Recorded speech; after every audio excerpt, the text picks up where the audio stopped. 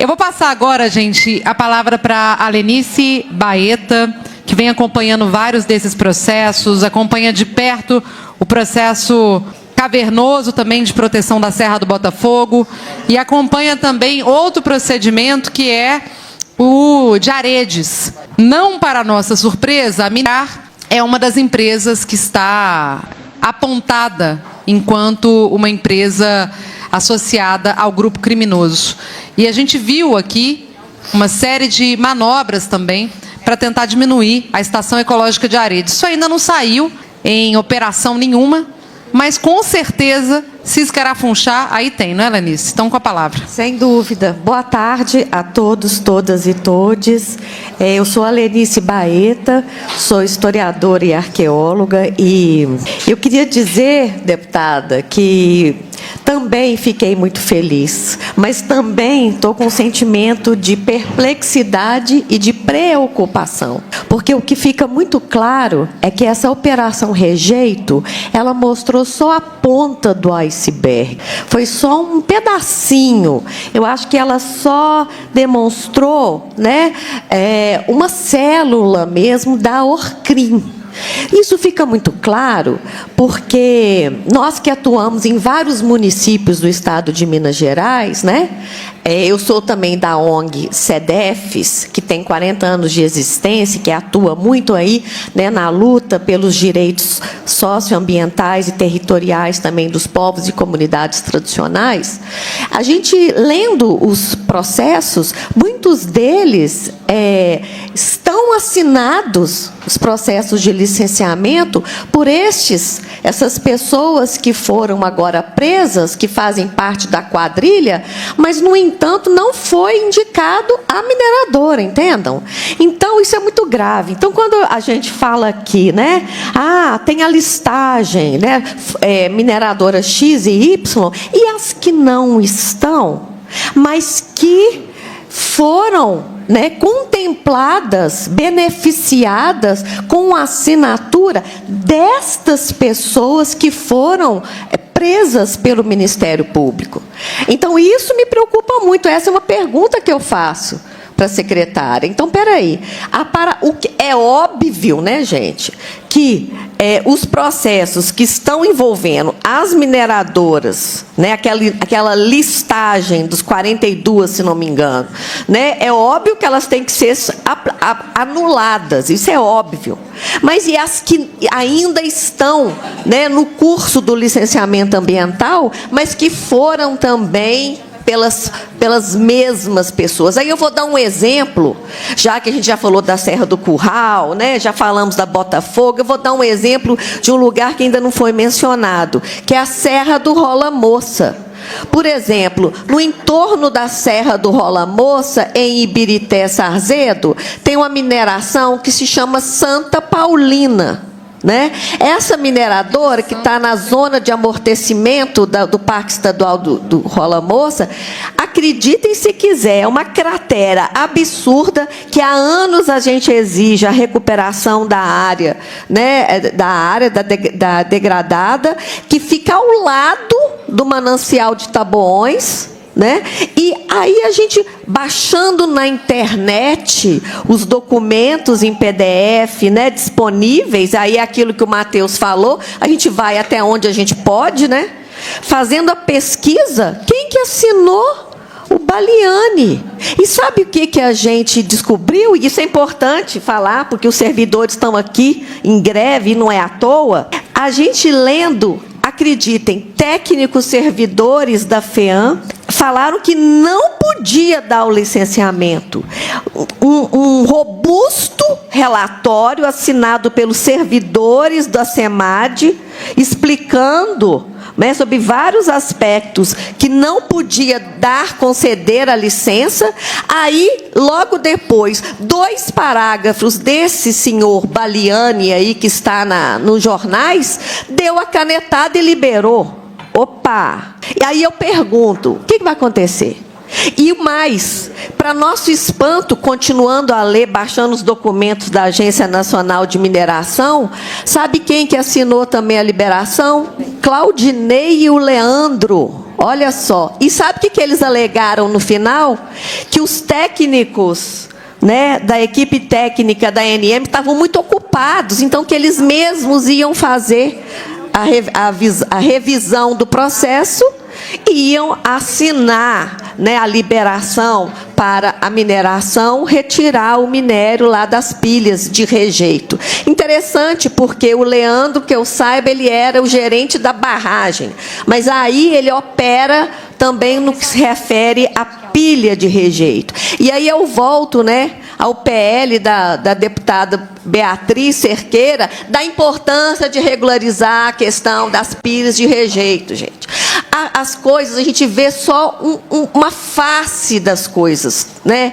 A gente olhando. Então, por exemplo, na Serra do Botafogo, e eu acho isso muito importante dizer, com estudos ambientais terríveis, superficiais, falhos, né? Se não fosse a comunidade do Botafogo vigiar o território, monitorar o território, filmar com o drone pessoal deles, de longe, descobrir que uma máquina ia destruir uma caverna que sequer tinha sido mencionada no estudo ambiental, sabe o que ia acontecer? Nada. Se não fosse a comunidade, nesse ponto, mais uma vez, parabenizar as comunidades que estão se articulando, seja de São Gonçalo do Bação, em Itabirito, que está assim, completamente exprimida, né, pelo projeto terminal de minério, pelo projeto de mineração na Serra do Lessa, pelo paredão, né, do Mata-Porcos, em função da pressão do estouro da barragem, né, em Ouro Preto, da Forquilha. Então, enfim, nós temos inúmeros problemas. E aí eu queria falar, deputada, no que se refere à Serra do Botafogo, o PL, né, do deputado Leleco, que é o PL 1116 de 2023, que declara patrimônio ambiental, histórico, cultural, religioso, turístico, paisagístico, hídrico e social de natureza material e imaterial de Minas Gerais, a Serra do Botafogo em Ouro Preto. Esse PL está aqui nessa casa, obstruído. Nós estivemos aqui numa audiência pública em que esse PL não foi votado. Então, eu estou querendo dizer o seguinte, para além de se criar essa CPI, deputados e deputadas, nós precisamos destravar os processos, entendeu? Não adianta só a gente bater no lance da CPI, a CPI é importante, mas nós temos muita coisa antes, muita água vai ter que rolar aqui nessa Assembleia. Uma delas é esse PL da Serra do Botafogo, porque ele tem que ser votado.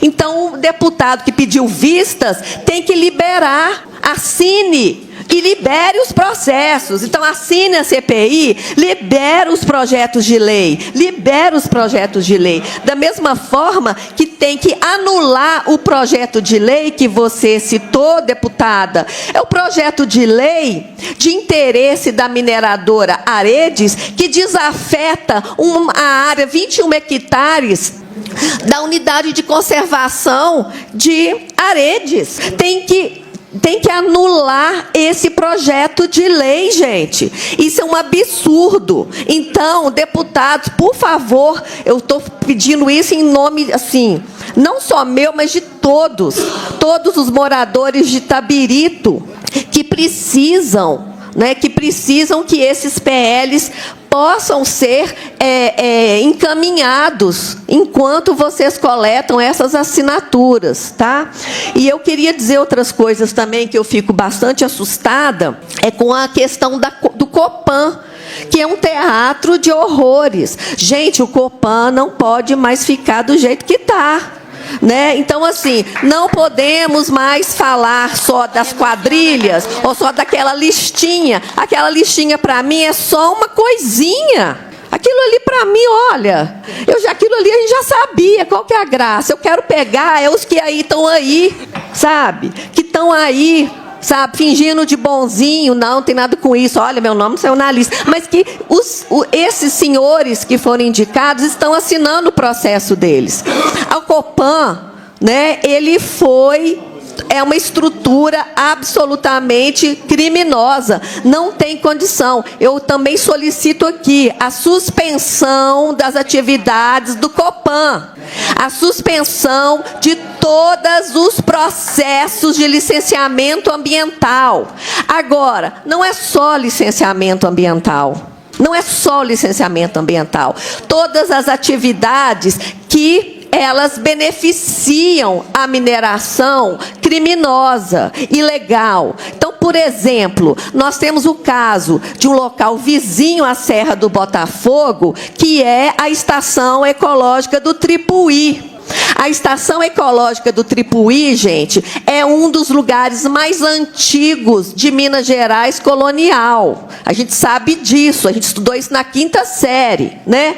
Contudo, acreditem se quiser, em janeiro agora de 2025, deputadas, o IEF alterou, diminuiu a zona de amortecimento do Tripuí. E sabe por quê?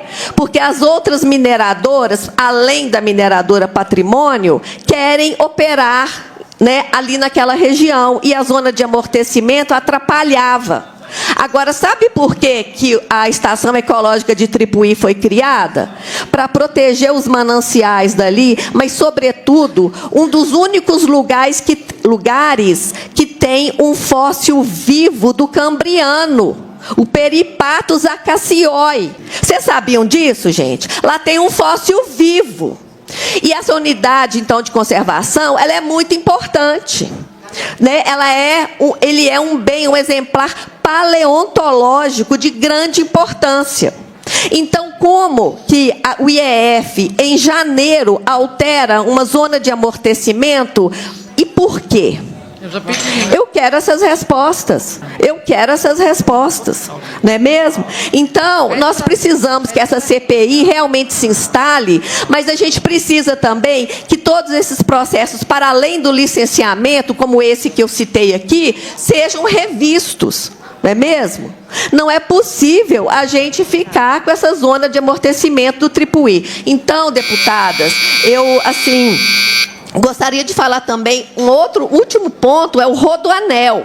O Rodoanel, que também é uma rodovia que está sendo pensada, né, pelo Secretaria, né, de Estado, para favorecer o transporte, né, de carga das mineradoras. Nós sabemos disso. E não está sendo feita consulta livre, prévia e informada. E a gente sabe que o governo Zema já tentou por 2 vezes, né, regulamentar a consulta e já foi anulada porque era completamente inconstitucional.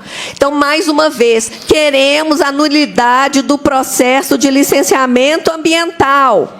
Não pode sair a LP sem a consulta livre, prévia e informada.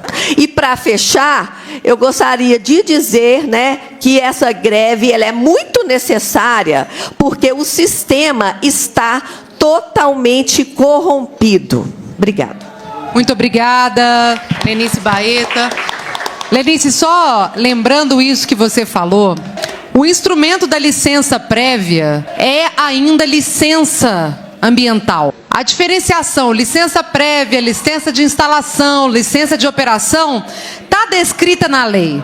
Mas a consulta livre, prévia, informada, ela é antes de toda e qualquer licença ambiental. Da mesma maneira, também é proibido ofertar licenças ambientais para barragens que tenham comunidade vivendo embaixo, vivendo a jusante da barragem.